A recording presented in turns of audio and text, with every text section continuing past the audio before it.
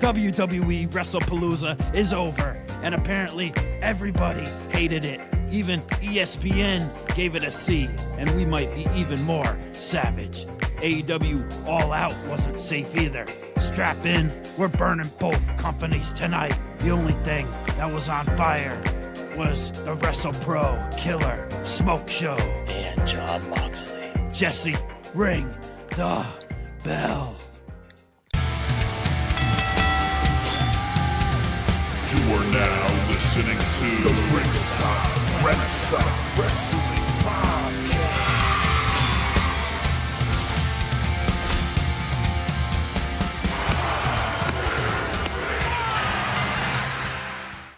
And we're back for another episode of Ringside Renaissance.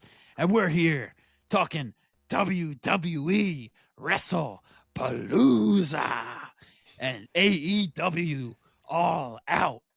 Not to mention the NXT takeover from TNA and the WrestlePro killer Smokeshow.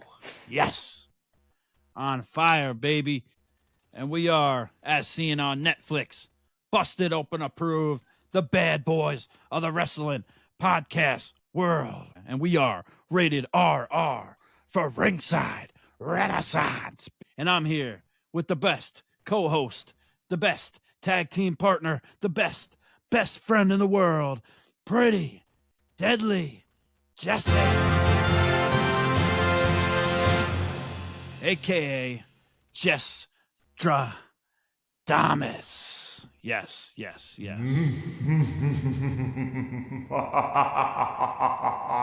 they figured it out. And I'm Andrew. Kombat Jones. A.K.A. Complex Jones, baby. Yeah. All love to the IWC. Make sure you like, share, subscribe. Hit up the comments. Let us know what you thought about all the events. The DMs are open. Just don't let us know what you think about us. I don't think I can handle that kind of pressure right now. Yeah. Man, we had a weekend of All Out. You went to, like you said, WrestlePro's Killer Smoke Show. We had WWE Wrestlepalooza.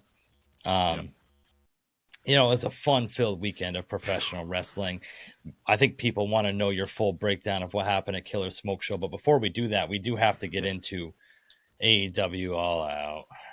Oh, yeah. All Out seemed like it was crazy. It was in Toronto, of course.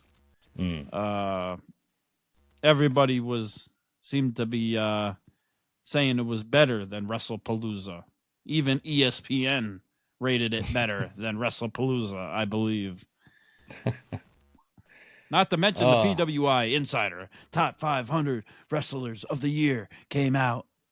Yeah.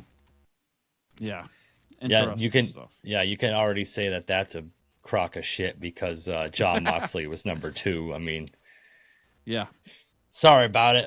All Out. I don't know what was better, All Out or WrestlePalooza. They both kind of fell short for me. I know what Aaron Loves Wrestling on Twitter really enjoyed more. And yes. I'm not tribalistic, guys, but AEW gives quality and quantity, and it's just a better product. But I'm not tribalistic. So welcome to the show, Aaron Loves Wrestling.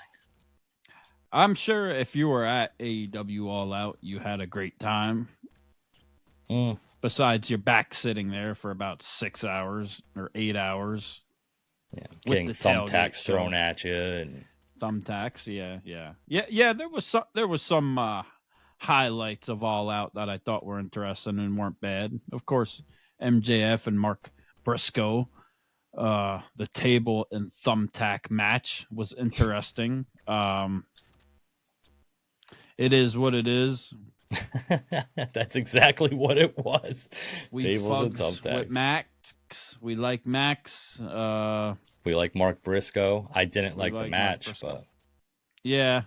I mean, the violence was interesting and fun for that aspect of it. Rio Mercedes Moné was kind of an obvious outcome. Yeah. It was kind of a pointless match. No point in even speaking on it. What about I don't wanna FTR? I don't want to get roasted by Mercedes Monet on Twitter or Instagram for saying something negative. God forbid she sends the Beast Muertos after me. Yeah. Who would you rather congregate with, the Beast or Mercedes?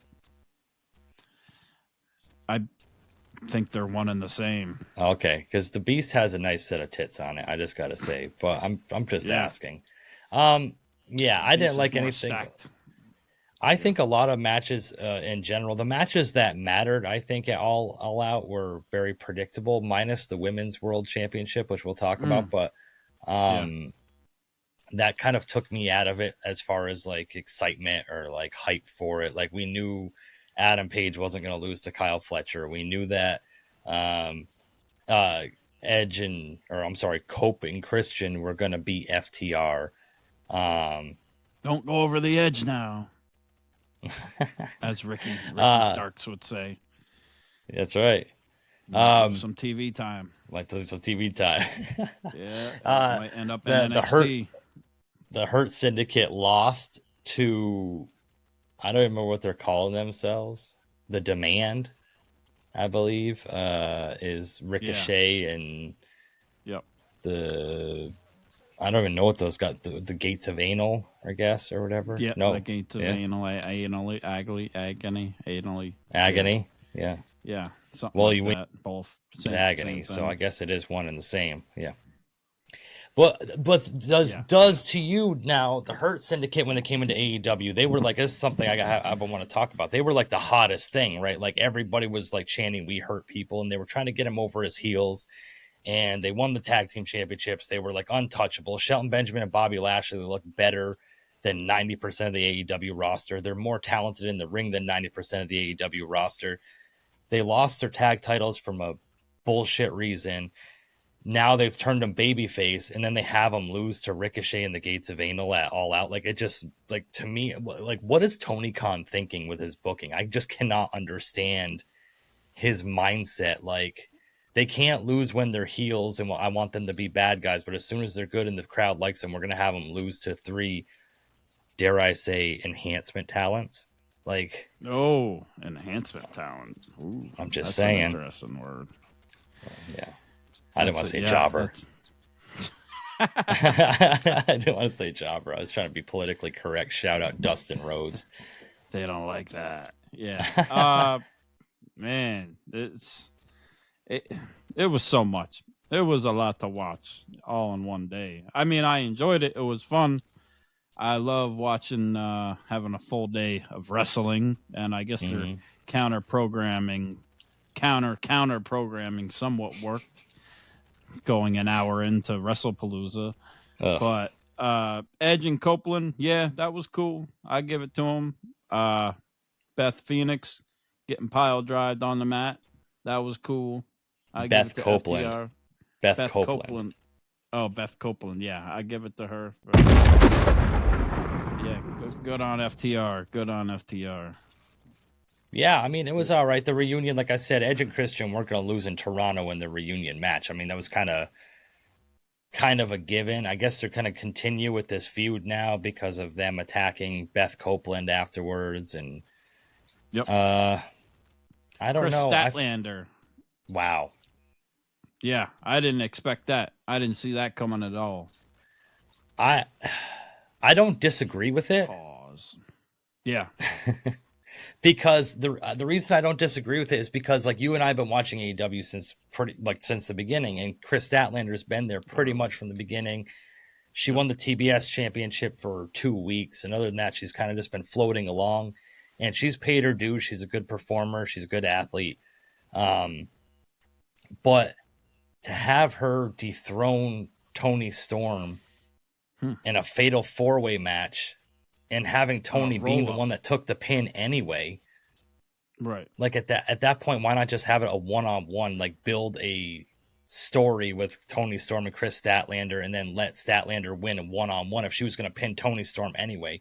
To have it in a fatal 4-way match and then have Tony Storm just get beat flat in a roll up. It What was just that to you me said? just A story in AEW?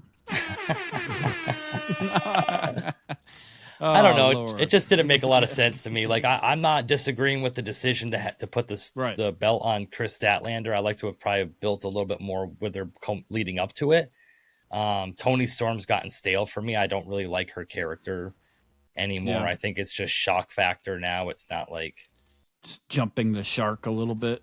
yeah, way past that. Yes, agreed. Yeah. I liked Chris Statlander better when she was an alien. I don't know if that was just me, but I still like Chris Statlander. I think she's good and she's very talented. I'm hoping that they didn't just put the title on her so Mercedes Moné can come and snatch that title away next. That's on the exactly next what it is. Exactly what it is. Oh, exactly what no. I was thinking. I hope not. We'll see where they go with that. They, Tony Storm get the rematch or I don't even know. It's interesting. I just wish they would have built it better because it would have meant more. And like I said, Chris Statlander in the grand scheme of things deserves it. And they need something fresh to stir up the women's division instead of having the same two women hold the titles like for over a year now, besides when Mariah May took the title from Tony Storm for like 3 weeks. But yeah. I don't know. I just don't like the way it was executed, I guess. It just felt like it didn't mean anything to me. Like it didn't mean nothing. It was just a shock. It was a Yes. surprise, which was the best part of it. And of course she deserves it without a doubt. Of course. For the time she put in. And it's like Tony Storm, for people that say they watch AEW for professional wrestling and not that sports entertainment crap. Tony Storm is definitely a gimmick character that they really all bought into, huh? Like it's almost like they like sports entertainment at that point. Yeah, it's a bit interesting. It's anti-Fed. Yeah. Oh, what about that tag match? What about the tag match? The 6-way, 8-way tag match, 10-way tag match? The ladder match? Yeah. Oh my goodness, bro. Man, oh man. I think these AEW fans that are so anti-Fed are just about as anti-Fed as I am with Cash Patel. But like I'm saying, like the ladder match itself was just not. I don't feel like it was anything overly. It had some crazy spots. Yeah, the Bordeaux thing is a big thing, but I feel like it's kind of getting played out to a certain extent with me too at this point. Also, well, Brody King couldn't do anything with Aleister Black or Buddy Murphy, but as soon as he gets with Bandito, all of a sudden he's reached new heights. Like, I'm glad he found that partner to really get him over the edge. Yeah, just makes sense to me. Real now, interesting. We did talk about in our prediction show, if you watched, that there would be a return. And boy, oh boy, did we nail that return, man. I am so proud of us. It's almost like we have like an insider that tells us the scoops before it happens. It's almost like there's shout out AEW Mole on Twitter. It's almost like we have a mole on Twitter that feeds us, that gives us a certain amount of questions per month or whatever. they will grant us. Yeah, we got the inside they're scoops. Not very happy with AEW if they're just giving out their secrets. Yeah, we get the inside scoops. Unfortunately, we were promised not to come on the podcast and say anything that he tells us. So we have an idea of what's going on, but just can't say anything about it. We have a source. It's weird how these other content creators don't get the same source. Yeah, it's unfortunate, apparently. But were you surprised actually about the return of Jungle Jack Perry, or were you excited about it? We had talked about it that it was going to happen. We had called it on our prediction show. So, I don't know if it was necessarily. I was actually surprised. As much as we said it was going to happen, I didn't think it was actually going to happen. Really? Yeah, I was kind of surprised by it too. But anytime I see Jack Perry, I just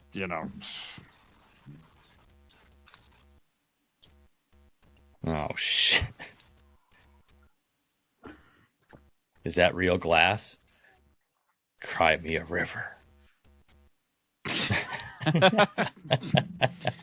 God damn you, Jack Perry. You stupid scapegoat. Now I got to listen to this damn song again and watch all these people act like they're so happy that Jurassic Park 5 is Jurassic Express is back. What was the little video package of him digging up? He was digging up Luchasaurus. Yeah, that's what he was doing. He was digging him up. He was getting rid of Kill Switch, but he was digging up Luchasaurus because Luchasaurus was dead. Yeah, but Luchasaurus wasn't buried because he was just on Collision 2 weeks ago when he walked out on Kip Sabian. So the whole concept, I was very confused by all this, but apparently, and then why is he showing up beating up the Bucks? Why is he not friends with the Bucks anymore? I'm so confused. Wasn't he cool with them the last time they were together? Yeah, and there was an AEW post that said that the Bucks betrayed Jack Perry, and I said, when did that happen? I don't really ever remember that being a thing. When's the last time we saw him? Was it in that big cage match and all that when he got lit on fire or whatever the hell it was? It was a little bit after that, remember, because he had a TBS champ. He had the TBS championship at that point, but like, I don't know. I really just don't. I don't get it. It's like we're gonna do a hard reset here, but he came out still as the scapegoat for all of this. We saw the bus. He brought the little bus back. So is the Magic School Bus, the Black Magic School Bus. Is it gonna be the scapegoat and the scape dinosaur? Like I think it's just Jurassic Jungle. Jurassic Jungle. Jungle Boy. Now you don't like Baltimora, Tarzan Boy? I hate that damn song. What? Banger. No, Certified banger. We already talked about this. No, I'm not doing it again. Certified banger, bro. I'm not doing it again. I can't. I'm a little hurt that you don't like Baltimora. Like, no, I want Kiss. I don't think Kiss made a jungle song that they can really use to fit their gimmick. I mean, they could play like Steve Matthews Band, Jungle Love. Steve Miller Band. I can. Steve Matthews Band. Steve Miller. Dave Matthews Miller's Band. Yes. Steve Miller Band, Jungle Love. That's my tune, baby. That's it. Yep. That's driving you mad. That's making you crazy. Yes. Or they can do Jungle Love from The Time. That would be a really good one. That's true. Yeah. Now, the main event. I gotta get to the main event because. Or Welcome to the Jungle. Ooh. I'm sure Axl Rose is hard up for some money. Tony Khan could give him a check and he would let that would actually be a good entrance song to come out to. If they came out to that, the crowd, I would be pumped, maybe even for Jack Perry. As much as I hate Jack Perry now, after he got choked out, I would show him some love for that. Actually, would it bring you to your shananana knees? Yes, it would. Okay. Oh, it's not the first time Combat Jones has been on his knees. So that's true.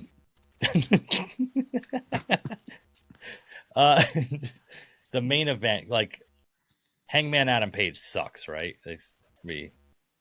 Are we in agreement of this? Yeah.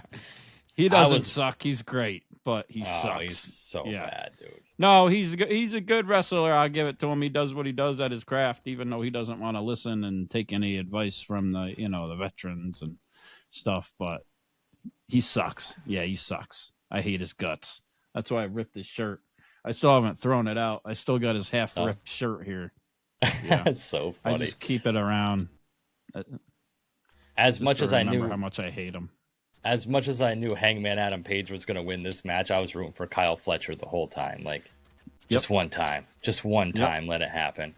Yep. The AEW World Championship means less to me now than it did when it was in a briefcase for a year, and I never thought I would ever say that. It just Well, it's on Heyman Adam Page. Last time it was on him, they took it right off him too. it just doesn't make sense to me. Like AEW, He's just the doesn't feel hero like... of AEW. He's the savior of AEW now. He's What been did he there since the save? beginning. Yeah, but what did he save? Because the Death Riders are still running rampant around AEW, but Moxley wants nothing to do with the AEW title anymore. He's having matches with 150-pound men. Like, just doesn't make sense to me. So he doesn't care about the AEW championship anymore. He's just gonna We're gonna remind you that you're not in control, and we run this company. Remember the whole speech he gave? The whole thing. Imagine how let down Tony Khan was when he realized Shane McMahon was not signing with him, and they had to scrap that whole story and just wing it. And he just showed up for the catering for the pitcher. Yeah. Yeah. just for some Karrion. Some free Jaguars tickets. That's it. That he pawned off. I was gonna say Jaguars tickets don't go for much these days, so I don't even know if anybody would buy them if they pawned them. But yeah. But we didn't talk about that. Kyle Fletcher was good though. Kyle Fletcher, I give him credit. He did his thing. He did his thing. Even though I was kind of hoping he got pile drived a little too hard on his head and was out of commission for a little while. Sky Blue, then that would leave her kind of open. No, gotcha. Now I gotta ask, because I was in an argument with people on Twitter. Like, since when did doing a finisher to your opponent through a table not count as a disqualification? Because Hangman did the Deadeye to Kyle Fletcher through the table on the outside, and they just let the match keep going. It just that did not make. I mean, it's kind of a thing in WWE too, on the outside. It just doesn't make sense. Stop trying to justify it. I'm pissed. Like, I mean, in reality too, how can you throw somebody off the ring post too? How does that justify too? To a certain extent, or there's some little things that the creative freedoms they are allowed to take and run with, and all members of the Callis family. All members of the Callis family are barred from ringside. But why don't they just make that stipulation? They could just make that stipulation every single match. Like, yeah. Don Callis was there, but he was banned, but he was there on commentary. Everybody else was there. Everybody in your family, Don, can't show up, but you can make it. It's okay. Yeah, you're his +1 for the party. How do you feel about Daniel Bryan being on commentary? He's better than Tony Schiavone. Yeah. Like, at least he knows what he's talking about. Sometimes it gets a little carried away, but I think if it was Daniel Bryan and Taz, just those two, and get rid of Excalibur, like, the best team, a commentary team, it would be. It doesn't matter for what company it would be. It would be Bryan Danielson and The Miz. Oh, it'd be so good. That's golden. Yes. Golden. Yes. Never even thought about that before. Yeah. That'd be like the New Age Jim Ross and Jerry the King Lawler. They'd be right there. Fighting the whole time. Oh my god. The shots back and forth. Yo, speaking of shots, what happened to Private Party? Shots. I don't know. I've been thinking about it. Like, John Moxley took a hammer to Isaiah Cassidy's hand that one day, and we thought it was going to be a big feud, and then a lot of people in AEW just seem to disappear, huh? Oh, they're out on the independents, I would assume, doing their thing as Tony Khan lets them, because he knows he can't put them all on TV, so he uses them when he wants. That's right. And then he said, "Bye." Shout out Riho, yeah. Go buy your own plane tickets. What did you think of the coffin match between Darby Allin and John Moxley? There was a couple okay spots I liked during it, but it pissed me off at the end. It was stupid. Oh, you didn't like the bastard coming back. No. Yeah, at least he had a different haircut, I guess. No, pissed me off. Completely pissed me off. Yep. I wanted Darby to win. Finally thought it was his time. Finally. Been saying this for the past, since AEW started. When is it Darby's time? When is it? Yeah. Yeah. Can climb Mount Everest, but he can't get over, John Moxley or anybody else. Yeah, that's too funny. I never thought about that. Yep. Freaking bastard. And just when we thought like Hangman Adam Page beats Jon Moxley, conquers the Death Riders, they get vanquished, whatever. The Death Riders are just continuing to be a thing. Pac's back. We got Daniel Garcia, who's in the Death Riders now. Yep. The Dick Riders, apparently. Like the that's Dick his... Riders now. Yeah, I don't know if he does that anymore, but yeah. He probably still does. Yes. Yeah. Bro, imagine if that's his only move, like in the bedroom. Like he just... That's all he needs to do. Yeah. That's it. Yeah. I know I'd be sedated.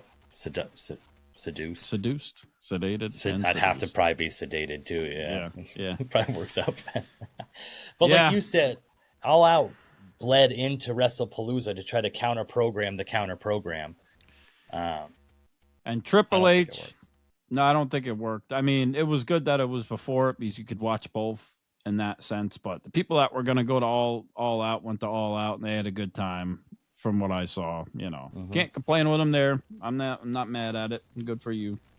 I didn't really. I wasn't crazy about it. Same with the match. They said that stole the show. The one with Takeshita. Take a shit. Yeah.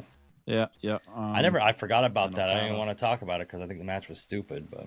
Yeah, exactly. So, now, do you know that? Okay, so people were complaining about WWE switching over to ESPN and the price of it and everything else. So I wasn't able to watch this live. I had some things going on Saturday night, so I had to rewatch it Sunday morning. Do you know it's just like on ESPN Plus? You can just watch it the next day. Like I thought. I don't know if you can watch it live or not, but I have ESPN Plus at home, and I clicked on it Sunday, and the replay of WrestlePalooza was just on there for me to watch. Like, so that was one of the things I was wondering and concerned about how they were going to handle the things like Peacock did. Like you could go on there. So it was some people were complaining they had trouble signing in and they couldn't figure that out. I did it a few days before. I figured it out. I got it through my cable. It was no problem. I was right in. I was watching the pre-show. I had both TVs going with AEW and WWE, and WWE had the pre-show going on way early. They were counter programming AEW's show at that point. But it was good. You could stop it and rewind it, fast forward it, no problem. Like if you started it late, you could replay it and go back to where it was, so you didn't have to like worry about getting there right when it started. So it was same as Peacock, maybe better. And I thought the quality looked better too, as far as on the TV, like the HD or whatever you want to call it, the 4K or whatever. I don't know. Yeah. But Triple H seemed to promise and make it seem like it was going to be some big surprises and some big announcements almost. I guess in a lot of ways, the big surprise was that there was no surprises because that's the surprise. Everybody was hoping for a surprise and didn't get one. Yeah, there was no surprise. I guess a big surprise you could say was Pat McAfee showing up. That was a pretty big deal. Showed up with Halliburton, my arch nemesis. You know what's really funny about that is Pat McAfee was down in Florida for College Game Day that morning and then flew back to Indianapolis to be on WrestlePalooza that night, dude. That dude is just nonstop, bro. Yeah. So it was a big thing. We did get a new intro again, which I thought the video package part of it was cool, but I like the old one, the one that they just redid for WrestleMania 2 years ago. So I don't quite know how I feel about that yet. I thought the WWE Universe one seemed a lot cooler. You know, ESPN probably requested an update, but I'm just happy that I survived the rapture this time. I'm still here. Now I want to know, I want to know, all the people over, across the pond that listen to us and whatever, how, because it stayed on Netflix for them. What is so? Triple H came out and was talking about it being the ESPN era, and the announcers were talking about it being on the ESPN era and stuff. So the commentators say that stuff in America, the Netflix people still get that, even though it's on Netflix, over across the pond. Yeah, I want to must. know, like, yeah, so like they're Yeah. commentating about it being on ESPN now, while the people over in Europe and stuff like that are still watching it on Netflix, being talked Right. about it being on ESPN the whole time. I think that's kind of hilarious. But Does it show the ESPN logo and the Netflix logo? let us know I in the need to know. comments. I gotta know. Yeah, but it's very interesting. ESPN partnered with the WWE. What do you get when you get more exposure and more everything, more hate, More hate. more criticism? My goodness, And where man. who does that come from? Within. Within. How the hell does this even happen? I'm so confused. Like I didn't see ESPN's that rating? coming. Yeah, I didn't see it. I didn't see that coming. I didn't know. Now, is that legit, or is that somebody that like? Just No, messed that's around? legit. It's Is it? legit. Yeah. They rated each match.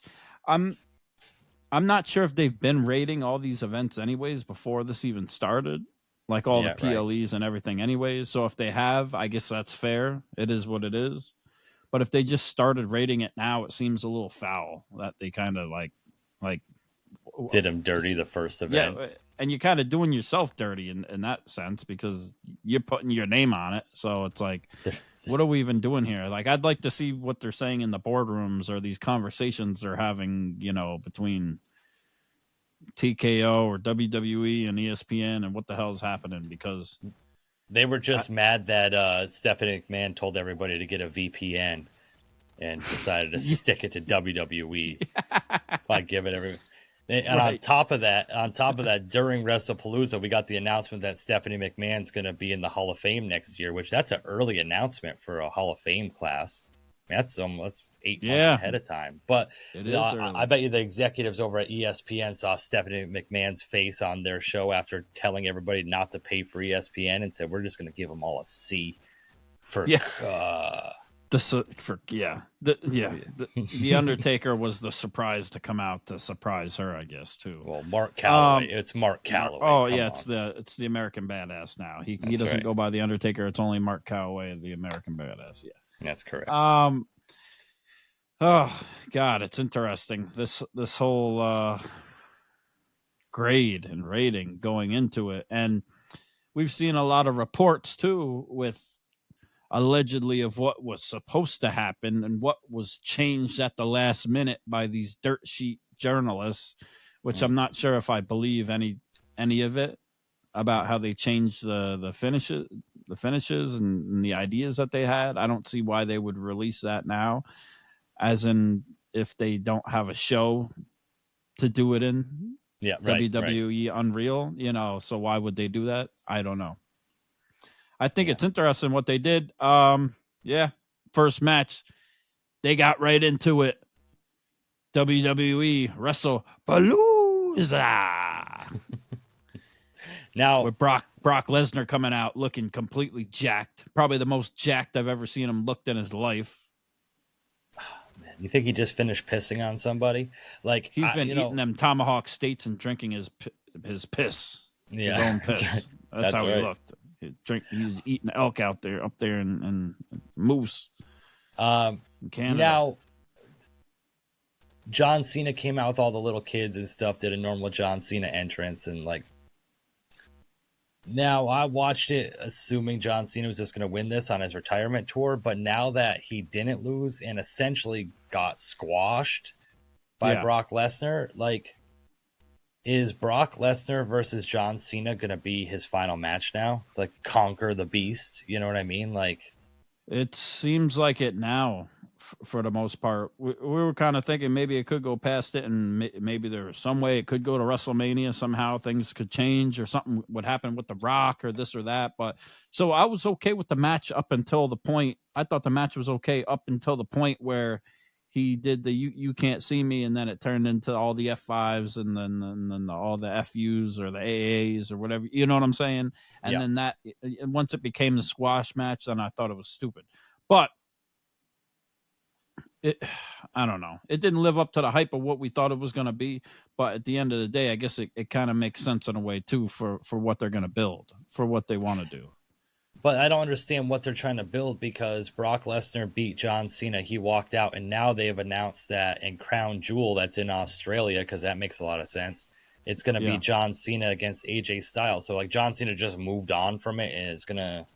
Yeah, he just got up, walked out, and moved on from it. Yeah. Okay. And, On to the next one. Yeah. Well, once from Brock Lesnar the night before, it also F5 Corey Graves a couple times. Not to mention Corey Graves can take a F5 better than John Cena and half the WWE roster. That's right. And you think about squash. You think about squash matches with Brock Lesnar too and John Cena. Think about Kofi Kingston and all that, and it's like, what the hell are we doing here? I don't know. Who knows what they got planned, but it seems like John's going to have to build up to Brock to be able to beat him again. And I will say that everybody had meant we were all talking about this for the last year. Who will be John Cena's last opponent? Who would be the perfect person for it to be? It does make sense in some ways that it is Brock Lesnar, because Brock Lesnar always kind of did squash him and lay him out for the most part, as he does to everybody else in the most part. And it did set it up for that. But the arc of it, he's only got 5 appearances left. There's not much story to tell with it, and we want to see other people with him too. So it's like, right. And do we see Brock Lesnar against John Cena in Washington, D.C.? Like, whatever that event is, hasn't been announced what the name of it is. Right. It's not a SmackDown, it's not a Raw, and it's not a pay-per-view or a PLE allegedly yet, or Saturday Night Main Event or whatever. I'm not sure what the date lines up with as far as what day of the week it is and how that will work out. But yeah, his final match is a house show. That'd be hilarious. Yeah, holiday tour. Yeah, no more of them. Yep.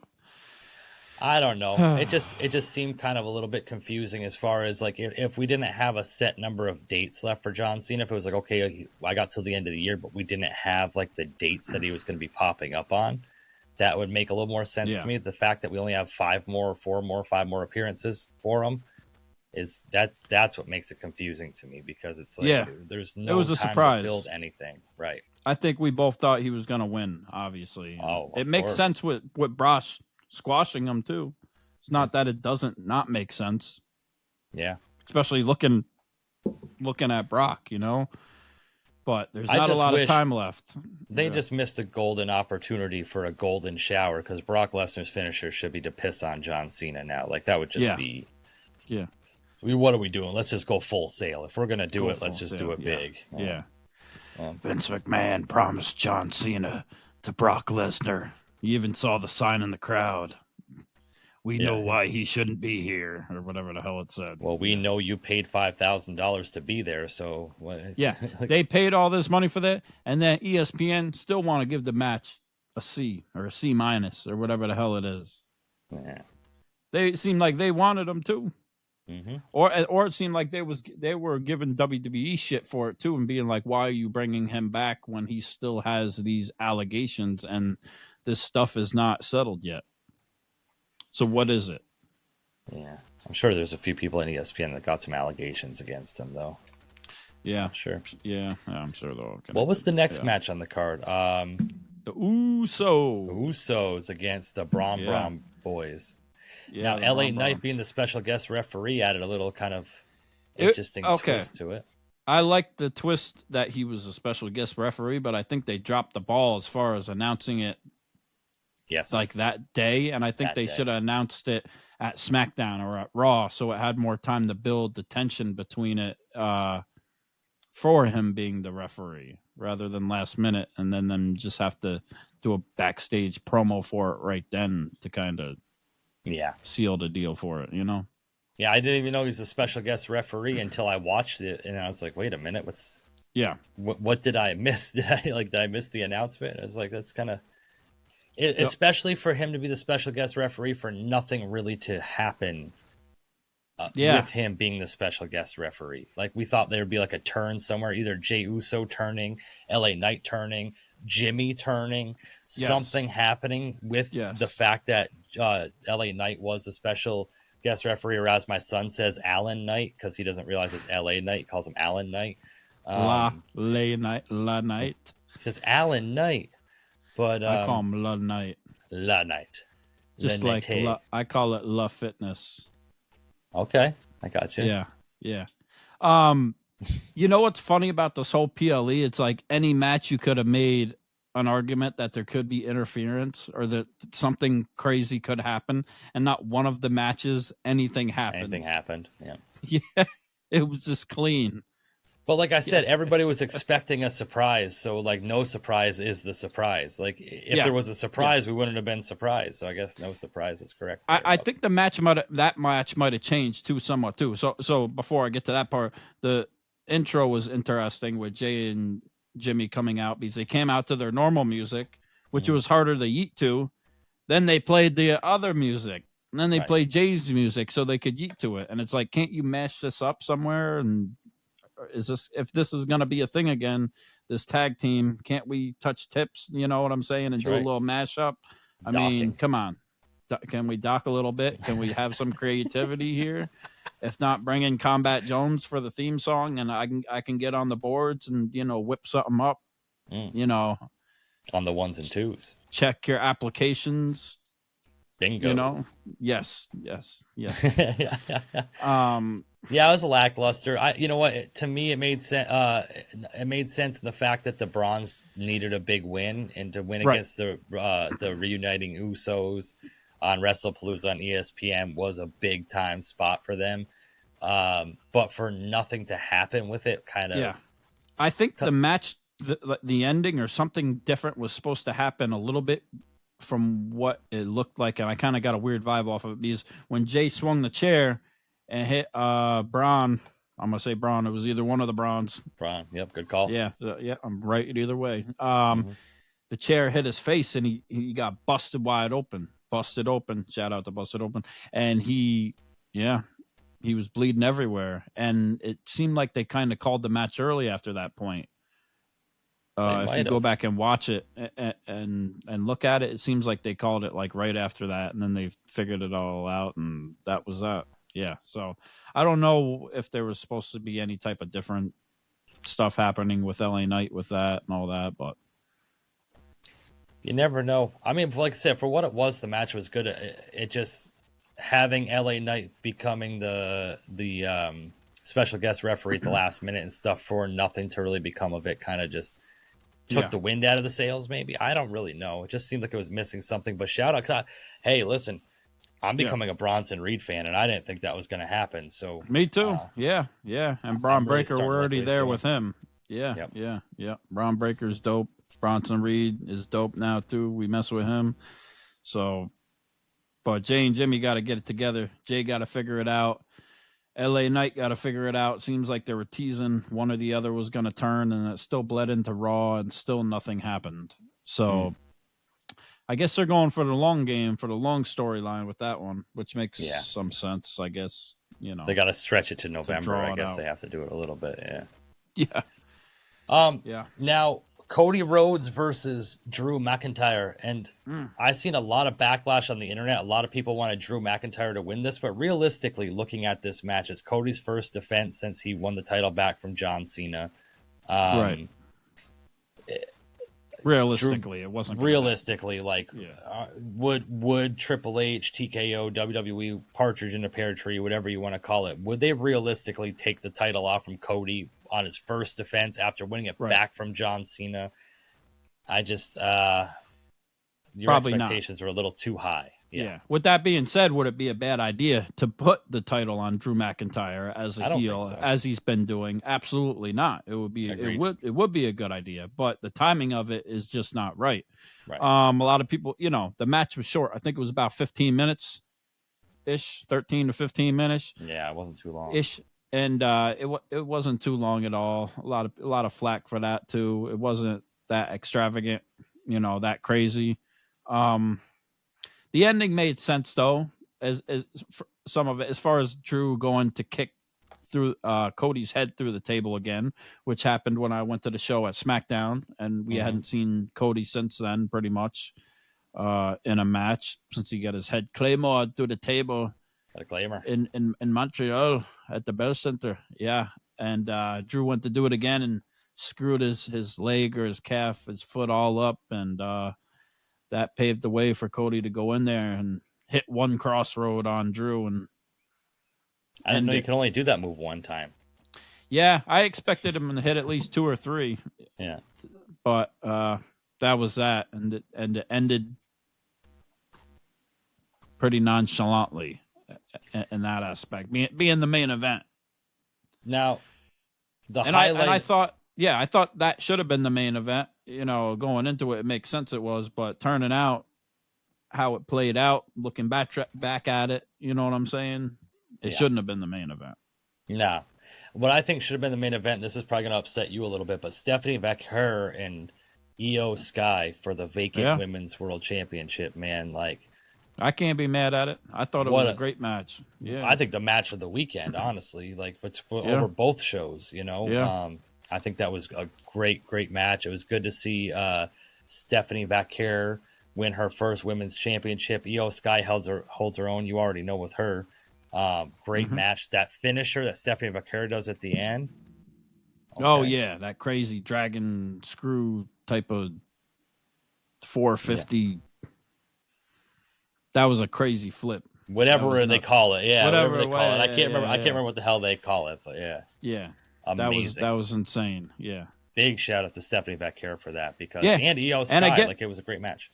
Yeah, and again, a clean victory, clean win. Yes. No. I thought we were gonna get some type of interference by Asuka at some point, like she was gonna show up and something was gonna happen. Nothing. Anytime you say Asuka's name, her like music plays in my head, and I gotta do like the weird little. Yeah, Kairi Sane is just kind of following behind. Yeah, Kairi Sane's about to have a breakout year next year. I'm telling you. Yeah. Chester Damas has spoken. She's definitely gonna. She is. Yeah. She's there, primed and ready to go now. Yeah, it's crazy. But Stephanie Vaquer, definitely a emotional moment for her, and putting the title on her father out in the crowd, and she's came a far away from having to lose to Mercedes Moné in AEW, putting on a performance there. Yeah.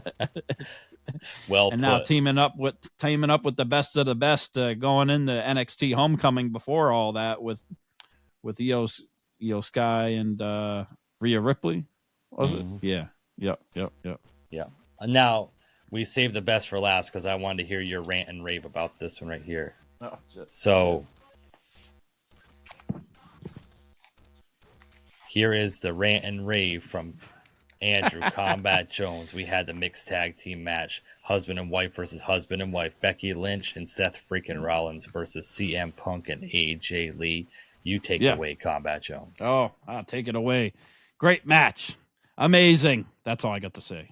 No, it was it was good. I thought the psychology of it was good. I don't like a lot of mixed tag matches a lot of the times because they seem kind of redundant and repetitive with what they do every time. But I thought the psychology of it was done properly, and I think that's the way that you do a mixed tag match. And I thought the stakes couldn't be higher between probably four of the biggest names and superstars and notable people right now in the sports entertainment world, WWE world. It was crazy. It was amazing. Everybody loved it. Everybody says they love it. Not just me. The internet says they love it. You know, yeah, it's great. So Sports Illustrated even said that they didn't love it. Yeah, but, that's right. Sports Illustrated's never wrong, you know. But it's all good. I just thought it was great, and they needed to do what they do to protect AJ Lee too, coming out, and the spectacular entrance by Seth Rollins and Becky Lynch wearing the same clothes from the same closet, the same maker, you know, unisex at its best, baby. Yep. I do like Becky Lynch's new song a lot more than the man one. I've come to that conclusion. I like it, especially for her like heel run that she's got going on. I actually like it a lot. Whatever song it is, I don't know if it's already a song or if they made it for her or for her or whatever it is, but I like it. Yeah, I honestly think that they need to do that with heels. They need to do it with Seth Rollins. Like, you can't have a song that the crowd's gonna like and scream and sing along to and stuff. When you're a heel, you need to have a song that people don't like because that makes you like it, because it's like you can't be cheering or whatever. So yeah, I agree with that.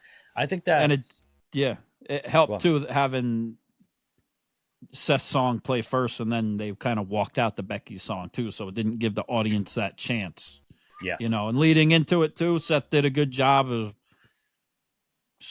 telling everybody to F off, you know what I'm saying? And so did Becky to play that heel part and to look like jerks and make people not like them as much as they possibly could at that point, for the most part. But yeah, how'd you feel about the match? What do you think? I thought AJ Lee looked good. I like the little crash they did through the table. That was a nice little touch and stuff. But the sharpshooter was a good little spot. I love the little things that were happening between Becky and Punk. Yes, I can't say it enough. And like going back to the promos with Punk and Becky of how like elevated it seemed to make them seem and her seem like having a man and a woman going head to head, toe to toe, promo, mic to mic. It's kind of like hitting a new level. I feel like as far as for women are concerned in the WWE, which is great. And then in the match, just to have her always kind of messing with Punk the whole time, because it built it up more for once AJ was able to get her hands on Becky, So I think it's great for the women's evolution is concerned, and women in women's wrestling. As far as WWE is concerned, it's nice for the women's evolution to have two women that are been around for 20 years to be holding spotlight and a women's title picture feud. That's a good idea. That's a real evolution to have these. AJ Lee come out of retirement after 10 years to come back into the spot. What an evolution! But yeah, I don't hate it. I think they're both all right. I think that's kind of the natural way to go, because we've had this Punk and Seth Rollins kind of feud since CM Punk returned at Survivor Series 2 years ago. That's been the story, and it's an ongoing story. So what better way to kind of have that and to complement that than to have Becky and AJ being in a feud as well. Yep. So and Seth dropping Becky, trying to drop her on Punk. Him getting out of the way was a good little touch there. How about those two Enzanori kicks at the same time from AJ and Punk? Say the name of those kicks again. Enzanori? Enziguri, yeah. How about those two Enziguri kicks from AJ and Punk at the same time, placed perfectly? Like, that's a good throwback right there. Yeah. Man, too bad you didn't work for ESPN, because WWE would have gotten a good rating on one match. You are never going to put down anything that CM Punk does, ever. He runs out in a towel and you're like, oh, this guy's amazing. This guy's amazing. Best spot of the year. Yeah, he was number 15 on the PWI list, and I thought he should have easily been top 10. Who's that, CM Punk? Yeah. Yeah. Mystico number 6 or 7. What the hell are we doing? Jey Uso number 4 or 6 or whatever it was. Like, yeah, interesting. But that's what does it mean in the end, anyways? It means nothing going in. It means nothing to the companies with the booking and the stories going forward, does it? No, it just gave the keyboard warriors on the internet something to bitch and complain about. Honestly, that's all it was. So I think it's more important and honestly better off for like the independent wrestling scene for the independent wrestlers and the guys trying to come up that were like 300 last year but made it to 150 this year, because it shows progress for them, and it's better for their booking. And when all the other these promotions see it, it helps them get booked better. So if they're not getting screwed in these rankings, I think it's good for them. And I hope, makes a lot of sense. Now, speaking of indies and independents, very quickly, that stopped by AJ Lee though to Seth Rollins. Oh yeah. And then that Black Widow to Becky Lynch. She needs to get a little more flexible. She needs to go to yoga, maybe go see DDP yoga or something. But she tapped out, just like I said. I called it. So I'm gonna tell you this before we get off of it. Soon as John Cena lost, and as soon as the Usos lost, I knew for a fact Punk and AJ weren't losing. I knew it, just because they weren't going to go out with total devastation and anger and sadness to the crowd.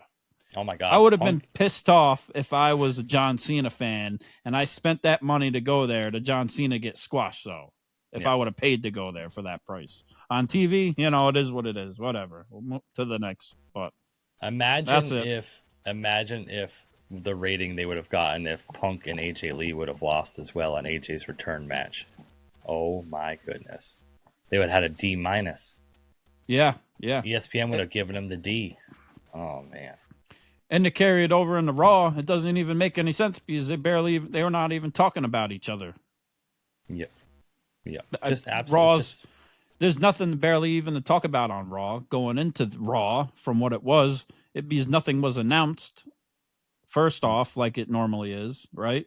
Mm-hmm. And then we got later on in the post show we had the face to face between Seth Rollins and Cody Rhodes, which we know was champion versus champion match coming up, which they've already faced each other, and we got the promo of them. Cody told him, you can say whatever you want, you're the alpha, but check the stat line. What am I, 3-0 against you? You'd never beat me. Like, nothing more to say. But there's no story there. There's nothing on the line. And then the story between Punk, AJ, Becky, Seth, there's nothing there. Even though I think there's going to be something with Becky and AJ probably going into it.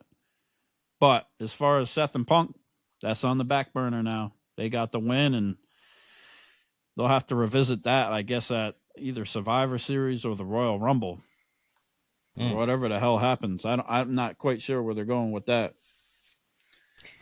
I don't know. I feel like Raw in general is just very lackluster, like as far as anything really big was concerned. I wasn't really too impressed with it, honestly. But well, the whole Asuka thing was good at the end with Rhea and that whole angle, like we've said, and Kairi Sane kind of being bullied by Asuka now, and Asuka finally turning on Iyo Sky, and Rhea's there in shock, and Io's in shock too by all this. So that's just going to build them up even more and make this feud and this story even better. And I think they kind of did a disservice to Stephanie Vaquer to a certain extent, because they just brought her out again and celebrated her for winning the championship, and let her talk. But there was nobody coming out to, start a new feud or do anything. It was just like this, and it was kind of flat as far as that's concerned. So I don't know. Yeah, so we had got that. We got Cody and Seth, and we got the ending pretty much as far as I was concerned. We had our other matches in the way and stuff like that, and Jey Uso and LA Knight too, but nothing came from that yet either. It's just we're even, and the Brons, and I'm not going to help you, and blah blah blah blah blah. It's like we've seen the same thing over and over for the last 3 shows on both brands now, between the Usos, LA Knight, and the Brons. Yeah, it's just like paint by numbers, like rinse and repeat sort of situation with this stuff. And it's kind of like I saw somebody online say something about like the dog days of wrestling or dog days of WWE in between SummerSlam leading up to Survivor Series, then going into like Royal Rumble, WrestleMania season. Like, right. There's those little things that, this happened last year. If you remember, there was like a lull, and that's when we had to start bringing up Marco Stunt biting strippers and everything else. Like that was that whole period of time that we had gotten into things. And then the Wyatt Sucks was infiltrating our, last summer was that was a roller coaster. But I'm not concerned about it. Am I losing a little bit of interest in wrestling? Yeah, because there isn't like any sort of like hot storyline or anything that's really kind of grasping me or really drawing me in right now. But I'm not like worried about it or like, oh no, wrestling sucks again or something. It's just, this is just a normal phase of it. Yeah, I'm disinterested into it too. Being a Punk fan, it's like, where is he going to go from now? Because obviously the Seth thing, he's not going to be messing with Seth unless he shows up and messes with Seth during the Cody match. But so far, they're not announced him or AJ for, what is it, Clash of Champions is called? The one in Crown Jewel? Crown Jewel. Yeah, the champion versus champion thing. So it's same thing. But yeah, it's. So where is he gonna go? He gonna do some side quests now, some Dom Mysterio stuff, or whatever the hell we're doing? They're gonna take some time off now. Where are they going? A lot of people are talking about Brock Lesnar coming back and doing more, and then for Gunther too, which a lot of people would like to see if he is gonna be back. So yeah, I miss Gunther, man. Like, wow. Yeah. I didn't even think about him until you brought him up. But I wanted to say, we were talking about indies.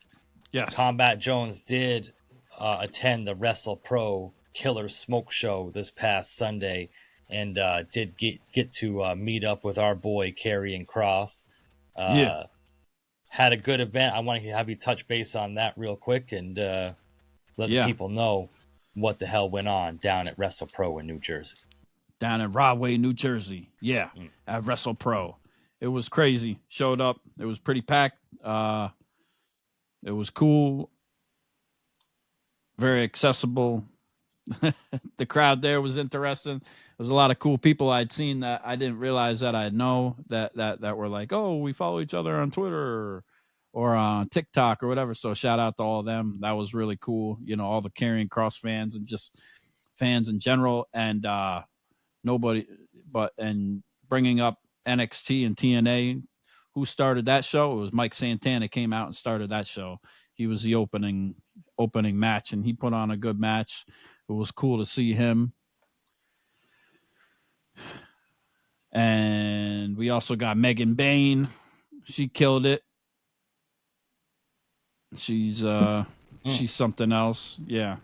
She was great. She did her thing too. So yeah. Oh, you like the Amazon types. Oh yeah. She was nice. She was good. Yeah. Also, we got Max Caster that came out. Yeah, that was interesting. I thought he was going to come out and rap, but he's off that gimmick. He's the world's greatest wrestler thing doing that. Came out and he was facing the other guy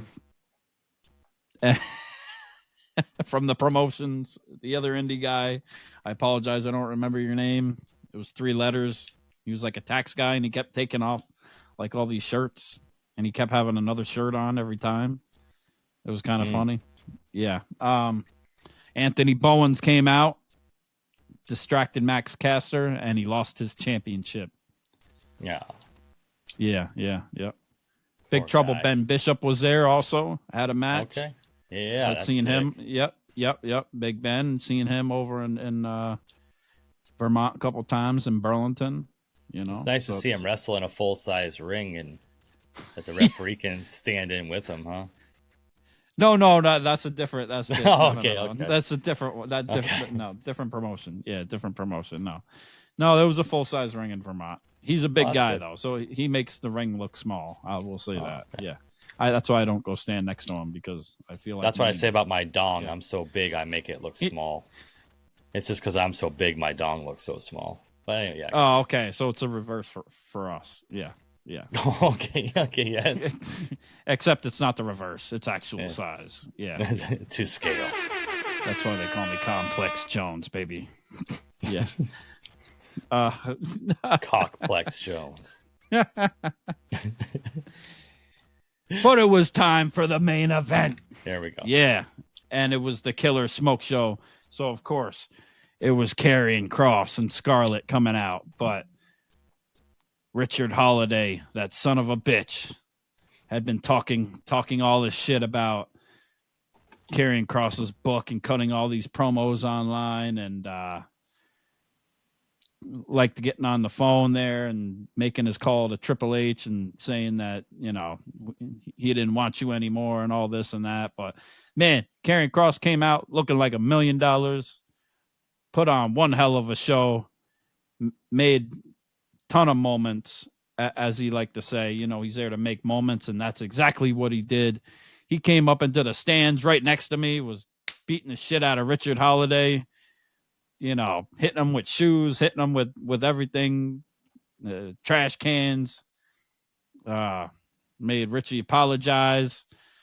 Not to mention he had got the better of him, got some help from some guys backstage, and they started beating down Karrion Kross. And who came out to help Karrion Kross but the Righteous, right before Scarlett was about to get put through a table by Richard Holliday. Yeah, so that's interesting because I guess that goes into some storylines that were pitched that never happened, which are maybe supposed to happen with Karrion Kross and WWE, with the Righteous coming there and maybe going against the Wyatt Six or some other stuff like that. Apparently, from what I've seen, so wow, that's interesting. Yeah, so he's able to do what he wants to do. He is filming another part of his documentary, from what I've seen, and I did see the people there filming it too. So maybe I'll make it on it this time. Yeah. Oh shit. Yeah. But yeah, it was cool. Got the book signed, so I appreciate that. I got the infamous sign signed that I held up, from Netflix, from Scarlett and Karrion Kross. But man, put on one hell of a show. Scarlett hit the Smokeshow Canadian Destroyer on one of the cronies, and Karrion Kross put Richard Holliday through the table and ended things there for the 1, 2, 3, and put on one hell of a match and stayed around to shake everybody's hand, take pictures, and give autographs before he left. So hell of a dude. All love to Karrion Kross, man. And one hell of a loss for WWE.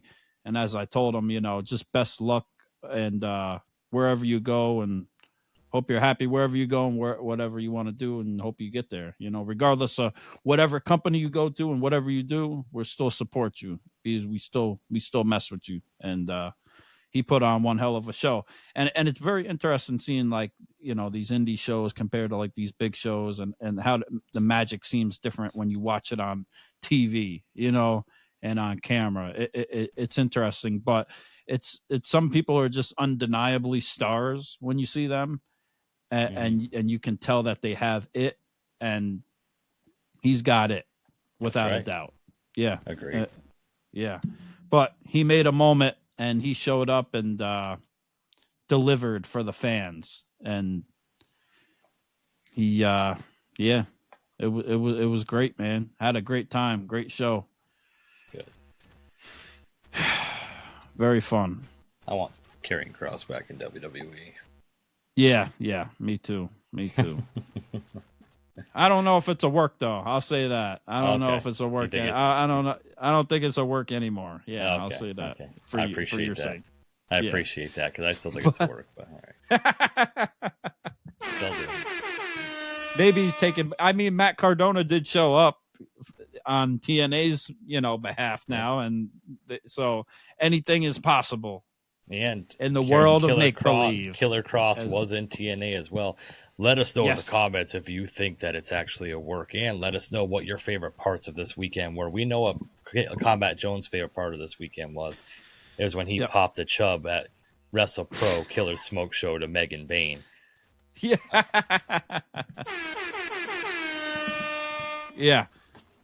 I had to keep it together for Scarlett because I didn't want to get yoked out. But that's right. She was yeah. She was overdressed. You wore white pants, so they wouldn't be able to tell, huh? Yeah, just like the Righteous. Yeah. Yeah. Exactly. Yeah. Yeah, it was a good show though. Karrion Kross, man. He needs to be used. They need to do something with him wherever he goes. I know he's fully booked now, and he's going from coast to coast, convention to convention, promotion to promotion, country to country. So he's really out there working the independents and doing his thing. So best of luck to him, and we hope to see him soon in the major leagues again, hopefully. But regardless, if not, we hope he's having a great time, and we know he's out there making the fans happy and creating moments and putting good stories out there in the ring, because what they did between him and Richard Holliday was tell a good story in the ring too. The psychology of it and everything they did. It wasn't just a throwaway match or a beat down or this or that. Like, you could tell he showed up and they put thought into what they really did, and they made it great. So I can't wait to see this new part of this documentary, part 3 of what it'll be for Killer Kross now, because like he said, he gave a nice speech at the end, and like he said, we want Kross is alive and well, and Karrion Kross is definitely here now. Yeah. Well, and that's that. That's what right. a weekend, baby. That's right. Woo. Even got to go to see the dueling grounds where Hamilton and Burr had their infamous duel from our favorite musical, Hamilton, and that was great to see the view across. You couldn't throw away your shot to go see that. No, goodness. I couldn't. I was too close. I had to go, and it was worth it. Very cool. Very cool. Yeah. What a weekend for wrestling, though. Whatever. You know, if you liked AEW, if you didn't like WWE, whatever, you know, ups and downs in both companies, and we'll see where it goes with stories in each, and just got to enjoy it and take it as the entertainment that it is. Gotta love pro wrestling through the ups and downs, the ebbs and flows. You will get there, and guess what? All the downs make the ups so much better. So bring it on, wrestling. Let's go. Bring it on. That's right. Yeah. We'll see what happens next. And we are, as seen on Netflix, busted open approved, the bad boys of the wrestling podcast world. And we are rated RR for Ringside Renaissance, baby. Yeah. And that is the best co-host, the best tag team partner, my best friend in the world, Pretty Deadly Jesse. And I'm Andrew Kombat Jones. Complex Jones, baby. And you've been listening to the Ringside Renaissance Wrestling Podcast. Peace.